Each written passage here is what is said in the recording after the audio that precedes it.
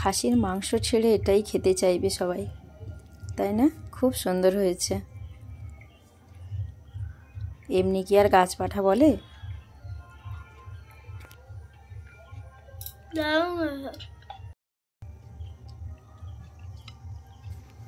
নমস্কার, village food unique কিচেনে স্বাগত। প্রতিদিনের মতো আজকে একটি নিত্য নতুন রেসিপি নিয়ে হাজির হয়েছি। তার জন্য আমি হাতে লাগিয়ে নিলাম সর্ষের তেল, আর বটিতেও লাগিয়ে নিলাম। নিশ্চয়ই বুঝতে পাচ্ছেন কি করব। আমি এঁচড় কাটবো। এঁচড় দিয়ে আজকে একদম ভিন্ন স্বাদের একটি রেসিপি শেয়ার করব। তবে এবার এঁচড়টা কেটে নিই। আমি এখানে 500 গ্রাম এঁচড় নিয়েছি। আমি আধখানা কেটে নিচ্ছি।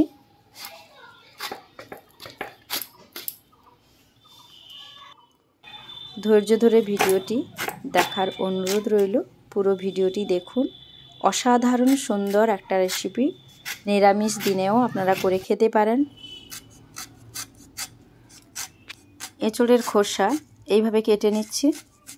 সবুজ অংশটা যেন একদমই না থাকে, ওইদিকে কিন্তু খেয়াল রাখবেন, না হলে কিন্তু এঁচড় খেতে তেতো লাগে। আর মাঝখানের এই যে শিরাটা, এটাও এইভাবে কেটে নেব, বের করে দিতে হবে শক্ত শিরাটা। এই রান্নাটার জন্য এঁচড়ের টুকরোগুলো একটু বড় সাইজেরই কেটে নেব। আর কেটে নেব আলুর টুকরো বেশ বড় বড় করে কেটে নিচ্ছি।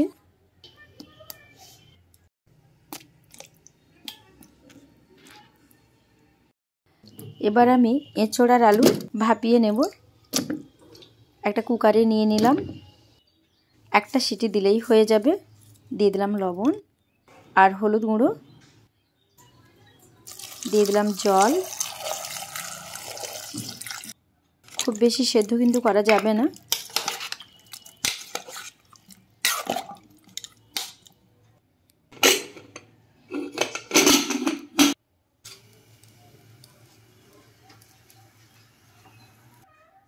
সেদ্ধ হয়ে গেছে। এবার আমি জলটা ছেঁকে তুলে নিচ্ছি। গ্যাসে অন্য একটি পাত্র বসালাম, ওতে দিয়ে দিয়েছি জল। আর জল গরম হতে দিয়ে দিলাম তেজপাতা, গোটা সাদা জিরে, এলাচ, লবঙ্গ, দারচিনি। এবার আমি দিয়ে দিচ্ছি লেবুর রস, আধখানা পাতি লেবুর রস আমি দিলাম। জলটা কিন্তু ভালো করে ফুটিয়ে নিতে হবে।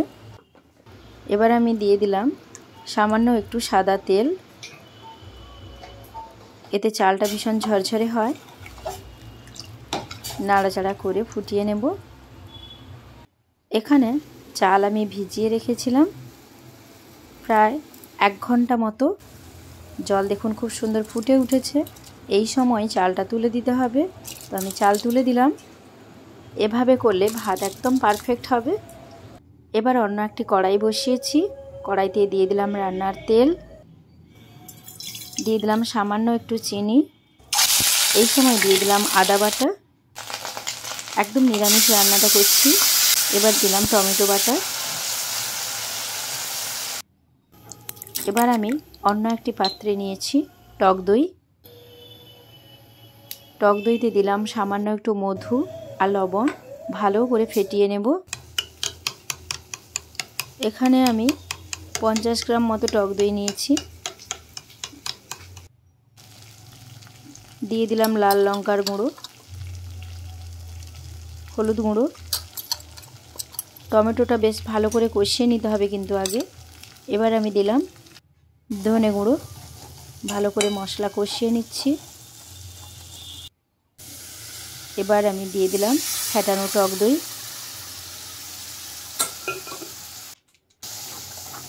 এই সময় আঁচ একদম লো রাখতে হবে। হালকা আঁচে ভালো করে কষিয়ে নেব। এদিকে দেখুন ভাত প্রায় হয়ে এসেছে। 80% সেদ্ধ হয়ে গেছে, তাই আমি তুলে নিলাম। জলটা ঝরিয়ে নেব।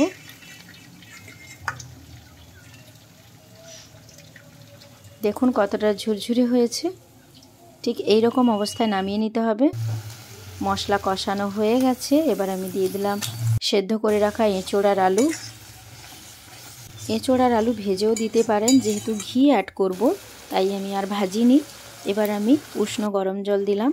এদিকে একটা পাত্রে দুধ আর কেশর আমি রেডি করে রাখলাম। এবার দিয়ে দিলাম লবণ স্বাদ মতো।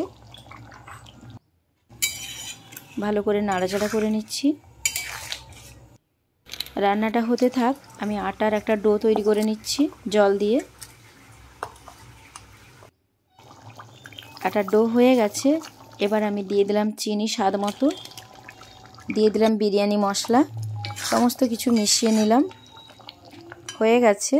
এবার আমি যে হাঁড়িতে বিরিয়ানি বসাবো তাতে নিয়ে নিলাম ঘি, একটু বেশি পরিমাণেই দিয়েছি।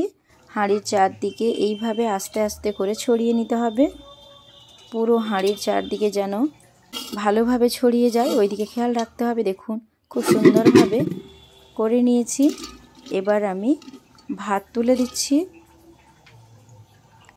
আমি দুটো লেয়ার করে করব। প্রথমে কিছুটা ভাত তুলে দিলাম, দিয়ে চারদিকে এইভাবে ছড়িয়ে দিতে হবে।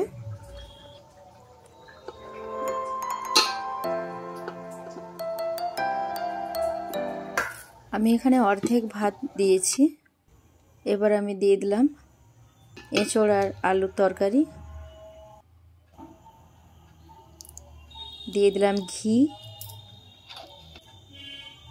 দিয়ে দিলাম সামান্য গোলাপ জল, আবার ওপর থেকে ভাত দিয়ে দিলাম। দুটো লেয়ারে করছি আমি, সমস্ত ভাত দিয়ে দিলাম। আবার ওপর থেকে এঁচোড় আলু আর ঝোল তুলে নেব।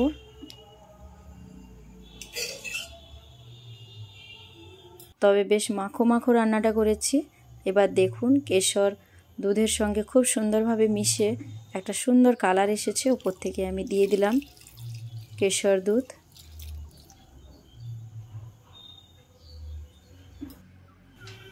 এবার আমি আটার যে মিশ্রণটা তৈরি করে রেখেছিলাম হাঁড়ির চারদিকে এইভাবে সেট করে নিচ্ছি।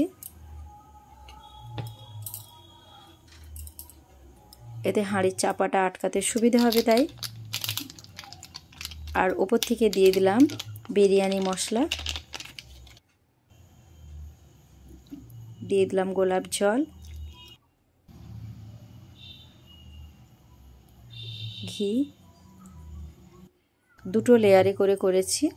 এবার আমি হাঁড়ির চাপাটা বসিয়ে দিলাম, ভালো করে আটকে দিলাম। এবার গ্যাস অন করে একটা তাওয়াই বসিয়ে দিয়েছি। তাওয়াইয়ের ওপর আমি হাঁড়ি বসিয়ে দিলাম। এই সময় কিন্তু আঁচটা একদম হাই হিটে থাকবে। 5 মিনিট মতো হাই হিটে রেখে তারপর আমি একদম লো হিটে রেখে দেব। দেখুন একদম লো করে দিয়েছি। এইভাবে রাখবো প্রায় 5 মিনিট মতো। তারপর গ্যাসটা অফ করে দিয়েছি। এবার অফ করে আরও 5 মিনিট অপেক্ষা করব। এবার কিন্তু হয়ে গেছে। আমি নামিয়ে খুলে পরিবেশন করে আপনাদেরকে দেখাচ্ছি কেমন হয়েছে। দেখুন একদম ঝরঝরে আছে। খেতে সত্যি বলছি বন্ধুরা অসম্ভব ভালো হয়েছিল। একবার এই রেসিপিটি ট্রাই করে দেখুন। এই সময় তো প্রচুর এঁচোড় পাওয়া যাচ্ছে বাজারে। আর নিরামিষ দিনে একবার বানিয়ে পরিবেশন করে দেখুন, বাড়ির সবাই খুব তৃপ্তি করে খাবে। তাহলে দেখা হচ্ছে নেক্সট ভিডিওতে। সবাই খুব ভালো থাকবেন, সাবধানে থাকবেন।